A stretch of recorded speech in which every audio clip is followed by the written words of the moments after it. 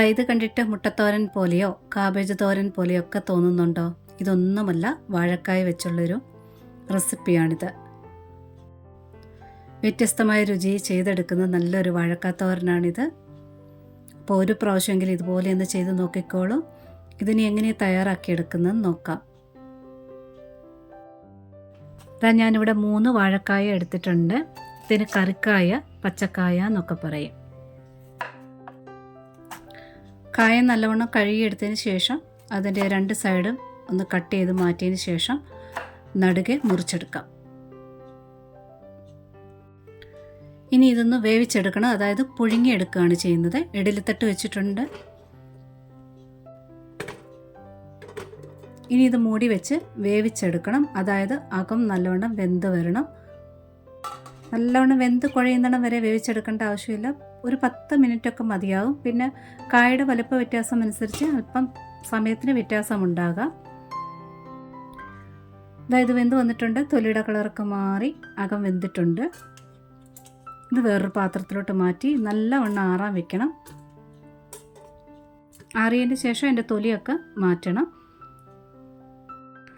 കായ ഒരുപാട് വെന്ത് പോയെന്ന് തോന്നിയാൽ ചൂടോടുകൂടി തന്നെ അതിൻ്റെ തൊലി മാറ്റിയിട്ട് ടേബിൾ ഫാൻ കാറ്റിൻ്റെ കീഴിൽ വെക്കുക. നല്ലവണ്ണം തണുക്കുമ്പോഴത്തേന് അതൊന്നുകൂടി കട്ടിയാകും. ഞാനിവിടെ തണുത്തതിന് ശേഷം തൊലിയെല്ലാം ഉരിച്ചെടുത്തിട്ടുണ്ട്. ഇനി ഗ്രേറ്റ് ചെയ്യുന്ന സാധനം എടുത്തിട്ടുണ്ട്. ഈ ഗ്രേറ്റർ വലിയ ഹോളുള്ളത് വേണം എടുക്കാനായിട്ട്. തീരെ പൊടിയായിട്ട് ഗ്രേറ്റ് ചെയ്തെടുക്കരുത്. ഗ്രേറ്റ് ചെയ്യുമ്പോൾ ഇതുപോലെ വരണമെന്നുണ്ടെങ്കിൽ നല്ലവണ്ണം കായ തണുത്തിരിക്കണം, ഓവറായിട്ട് വെന്തും പോകരുത്. അതുകൊണ്ടാണ് ഫാൻ കാറ്റിൻ്റെ കീഴെ വെച്ചാൽ മതി, കുറച്ച് കട്ടിയായിട്ട് കിട്ടുമെന്നുള്ള ടിപ്പ് പറഞ്ഞത്. എല്ലാം ഗ്രേറ്റ് ചെയ്തെടുത്തിട്ടുണ്ട്. ഒരു 4 കപ്പോളം കിട്ടിയിട്ടുണ്ട്. ഇനി ഇതിൻ്റെ അടുത്ത സ്റ്റെപ്പ് ചെയ്യാം. ഞാനിവിടെ ഒരു കടായി വെച്ചിട്ടുണ്ട്. എണ്ണയൊന്നും ഇപ്പോൾ ഒഴിക്കണ്ട. ഒരു 3 വറ്റൽമുളക് ചേർക്കുക, 4 വലിയ വെളുത്തുള്ളി, 1 സ്പൂൺ ഫുള്ളായിട്ട് പെരിഞ്ജീരകം, വലിയ ജീരകം, 1 തണ്ട് കറിവേപ്പില ചേർക്കുക. കൂടെ ഒരു 1/4 കപ്പോളം തേങ്ങ ചേർക്കുക.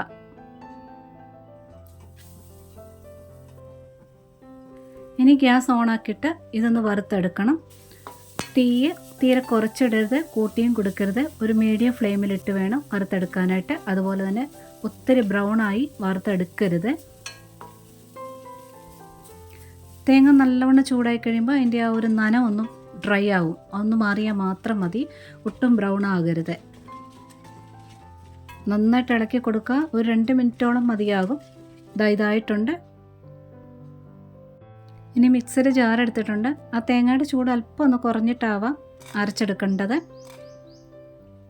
ഇനി വറ്റൽമുളക് ആദ്യമേ തന്നെ ചേർക്കുക. കൂടെ വെളുത്തുള്ളിയുടെ ചേർത്തേക്കണേ, കാരണം ഇത് ഒരുപാട് അരച്ചെടുക്കുന്നില്ല, തരിതരിപ്പായിട്ടാണ് അരച്ചെടുക്കുന്നത്. അപ്പോൾ ആ സമയത്തിനുള്ളിൽ അരഞ്ഞ് കിട്ടണമെന്നുണ്ടെങ്കിൽ വറ്റൽമുളകൊക്കെ അടിയിൽ ചേർക്കുക. തരിതരിപ്പായിട്ട് അരച്ചാൽ മതി. പിന്നെ ഒരു കാര്യം കൂടെ നോക്കുക, പെരിഞ്ജീരകമൊക്കെ 2ആയിട്ടോ 3ആയിട്ടോ ഒക്കെ ഒന്ന് പീസായിട്ടുണ്ടോ എന്നൊന്ന് നോക്കുക. പീസാകുന്നിടം വരെ ഒന്ന് ക്രഷ് ചെയ്ത് പൾസ് ചെയ്ത് എടുക്കുക. ഇതിനെ അങ്ങോട്ട് മാറ്റി വയ്ക്കാം. വീണ്ടും കടായി വെച്ചിട്ടുണ്ട്. പറ്റുമെങ്കിൽ വെളിച്ചെണ്ണ തന്നെ ഒഴിക്കുക. വെളിച്ചെണ്ണ ഒഴിക്കുന്നതാണ് ഏറ്റവും നല്ല ടേസ്റ്റ്. എണ്ണ ചൂടായി കുറച്ച് കടുക് ഇട്ടൊന്ന് പൊട്ടി വരട്ടെ. ഇനി 1 കപ്പ് സവാള എടുത്തിട്ടുണ്ട്, ചെറുതായിട്ട് അരിഞ്ഞെടുക്കുക. സവാള നല്ലവണ്ണം ഒന്ന് വഴന്ന് വരണേ.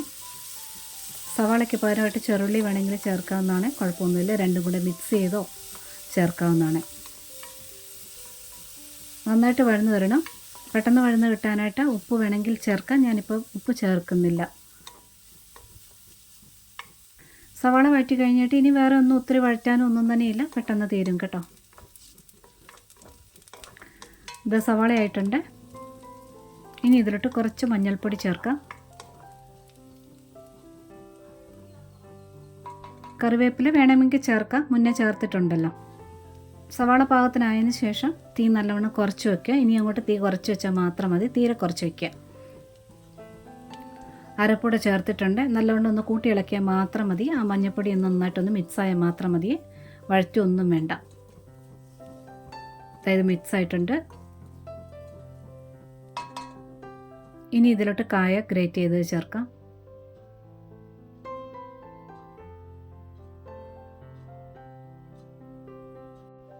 ഇനി ഇത് പാകത്തിനുള്ള ഉപ്പ് ചേർക്കുക. നല്ലവണ്ണം ഒന്ന് മിക്സ് ചെയ്തെടുക്കുക.